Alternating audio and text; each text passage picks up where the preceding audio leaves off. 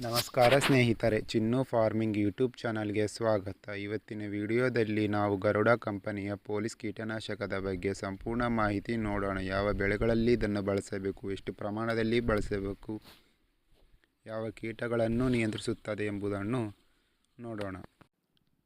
Technical ನೋಡುವುದಾದರೆ ಪಿಪ್ರಲಿನ್ 40% ಮತ್ತು imidacloprid 40% WG ಫಾರ್ಮೆಟ್ನಲ್ಲಿ ಇರುತ್ತದೆ. ಪೊಲೀಸ್ ಇನ್ಸೆಕ್ಟಿಸೈಡ್ ಕೀಟನಾಶಕವು ಎರಡು ರೀತಿಯಲ್ಲಿ ಕೆಲಸ ಮಾಡುತ್ತದೆ: systemic and contact action. Systemic ಎಂದರೆ ಇದನ್ನು ಸಿಂಪಡಿಸಿದಾಗ ಔಷಧಿಯು ಸಸ್ಯದ ಒಳಭಾಗಕ್ಕೆ ಹೋಗಿ ಇಡೀ ಸಸ್ಯವನ್ನು ವಿಷಕಾರಿಗೊಳಿಸುತ್ತದೆ. ಕೀಟಗಳು ಆ ಸಸ್ಯವನ್ನು ತಿಂದರೆ ಸಾಯುತ್ತವೆ. ಕಾಂಟ್ಯಾಕ್ಟ್ ಆಕ್ಷನ್ ಎಂದರೆ ಕೀಟಗಳು ಈ ಔಷಧಿಯನ್ನು ಸ್ಪರ್ಶಿಸಿದಾಗ ತಕ್ಷಣ ಸಾಯುತ್ತವೆ. ಪೊಲೀಸ್ ಇನ್ಸೆಕ್ಟಿಸೈಡ್ ಯಾವ ಬೆಳೆಗಳಲ್ಲಿ ಬಳಸುತ್ತಾರೆ ಎಂದರೆ ಹತ್ತಿ, ಭತ್ತ, ಕಬ್ಬು, ಟೊಮೊಟೊ, ಮೆಣಸಿನಕಾಯಿ, ಬದನೆಕಾಯಿ, ಕಡಲೆಕಾಯಿ, ಮಾವು, ದ್ರಾಕ್ಷಿ, ನಿಂಬೆ ಇತ್ಯಾದಿ ಬೆಳೆಗಳಲ್ಲಿ ಬಳಸುತ್ತಾರೆ.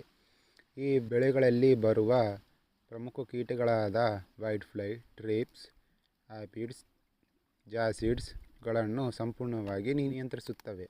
ಪೊಲೀಸ್ ಇನ್ಸೆಕ್ಟಿಸೈಡ್ ಡೋಸೇಜ್ ನೋಡೋಣ. ಪ್ರತಿ ಎಕರೆಗೆ 40 ರಿಂದ 80 ಗ್ರಾಂ ಬಳಸಬೇಕು ಅಥವಾ 1 ಲೀಟರ್ ನೀರಿಗೆ 0.5 ಗ್ರಾಂನಷ್ಟು ಬೆರೆಸಿ ಸಿಂಪಡಿಸಬೇಕು. ಹಾಗಾದರೆ ರೈತ ಮಿತ್ರರೇ, ನಿಮಗೆ ಈ ಪೊಲೀಸ್ ಕೀಟನಾಶಕದ ಮಾಹಿತಿ ಇಷ್ಟವಾಗಿದ್ದರೆ ನಮ್ಮ ಚಿನ್ನು ಫಾರ್ಮಿಂಗ್ ಯೂಟ್ಯೂಬ್ ಚಾನಲ್ಗೆ ಲೈಕ್ ಕೊಡಿ, ಶೇರ್ ಮಾಡಿ, ಕಾಮೆಂಟ್ ಮಾಡಿ, ಸಬ್ಸ್ಕ್ರೈಬ್ ಮಾಡಿ. ಮತ್ತೆ ಮುಂದಿನ ವಿಡಿಯೋದಲ್ಲಿ ಸಿಗೋಣ. ಎಲ್ಲರಿಗೂ ಧನ್ಯವಾದಗಳು.